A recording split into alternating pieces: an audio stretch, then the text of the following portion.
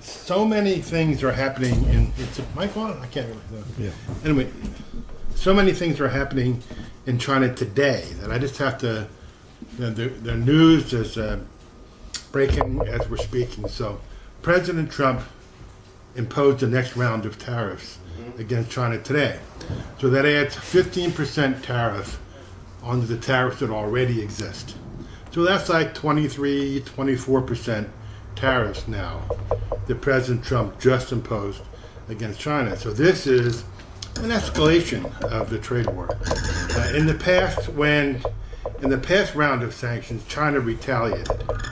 And the Chinese retaliation on their American sanctions has really damaged part of President Trump's political base, which is farmers in the Middle West. So China no longer buys soybeans or grain from the U.S.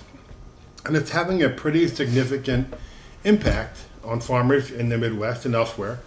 And political support, I think, for President Trump is declining quickly in that part of his base, which has been sort of white farmers in the Midwest. That's sort of been declining. So that's one thing I wanted to talk about. The next thing is I want to talk about Hong Kong. The demonstrations are continuing in Hong Kong, although we're seeing counter demonstrations too being in support of the Hong Kong government.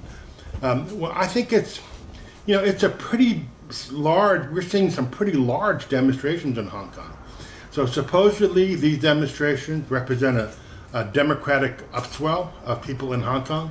But Hong Kong is not isolated in the world. Hong Kong has very close contact with China, and people in Hong Kong have very close contact with San Francisco.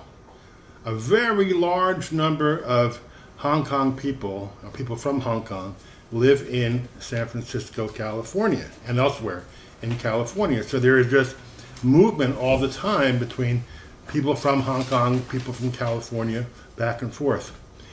If this is a really powerful democratic movement, why are we not seeing demonstrations by Hong Kong protesters in San Francisco? How can that be? Remember, every time there have been these kinds of large demonstrations in the past that are authentic popular upsurge, you would see demonstrations. I did hear of, there's a little bridge that connects the park in Chinatown, Portsmouth Square, to the Hilton Hotel. It goes over Kearny Street. And someone told me that last week there's some people there with signs supporting the Hong Kong demonstrators. So that's, there's like 20 people with anti-China, anti-communist signs. But that's a pretty small, that's all we've seen so far. And then, the press has been extremely hostile to China for the demonstrations, exaggerating, for example, the severity of the police response to the demonstrators. The police have been very mild. I just can't imagine what would happen if, for example, demonstrators took over San Francisco International Airport and stopped all commerce with San Francisco. I think the police would react pretty forcibly. And the police in Hong Kong did nothing. So they just protected. The police came in. They tried to stop people from beating up tourists or stopping traffic and flow through the airport. But they didn't beat people. They didn't arrest people. Only a few people were arrested at the airport because they had identified, demonstrators had identified who they thought were enemies among passengers and beat some of them up pretty badly, including one elderly person. Last week, around Tuesday, CNN reported that police in Hong Kong were murdering demonstrators by throwing Molotov cocktails at the demonstrators. That was reported on CNN. On Thursday, CNN retracted that. Oh, that's a mistake. That's not true. Hong Kong police didn't murder anybody, and they didn't throw any Molotov cocktails. Why the police would use Molotov cocktails, who knows? But that was a CNN story that was retracted. So I've got about a minute left, but there's a lot that's happening in China now. I think the trade war is heating up. In my opinion, I think President Trump overplayed his hand. Part of the problem from the Chinese side in settling the trade war is the Chinese side cannot determine what the Americans want, because the President Trump regime is divided.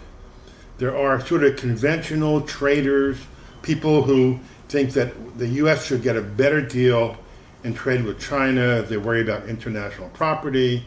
They think the Chinese are not buying enough American goods. So that's part of the group around Trump that supports the trade war. Another group supporting President Trump, and it's represented in the White House, are people who see China and Chinese communism as an existential threat to America, because China is growing so much faster than the U.S. And the size of the Chinese economy and the American economy are pretty close now. China is catching up. China has a lot more people than the U.S. economy. And as China develops, it must end up someday with a bigger economy. Wages in China for working people, in the cities, wages have been rising at about 20% per year for working people in the big cities in China, and I think a little bit less. China is becoming a world center of high-tech industry, and China is trying to move away from producing plastic toys, injection molded items, and they're trying to move into higher quality, more important, more valuable trade and production. So China seems to be doing that at a pretty quick level, and I think that explains some of the increase in the speed of China's development. So China, of course, is hurt by this trade war, but the U.S. is hurt too. But this is, all of these trade things all have sort of an underlying political battle between two systems, socialism and imperialism. So it's kind of an important, these are important days that we're living through. And today is maybe one of those important days where we see how the trade war begins to affect American politics. I think we're in for a chaotic week ahead of tweets from President Trump and responses from Wall Street, what they think about it. So maybe stock market has had some crazy swings lately, and I wouldn't be surprised if there were more coming up. Okay, if there are any comments about Hong Kong, I'd love to answer. Let's go to the question answer period later on. Okay. Yeah, let's do that way. All right. Stay right there. Yeah. Stay right there. Well, Roger's moderating. I'm going to defer to him.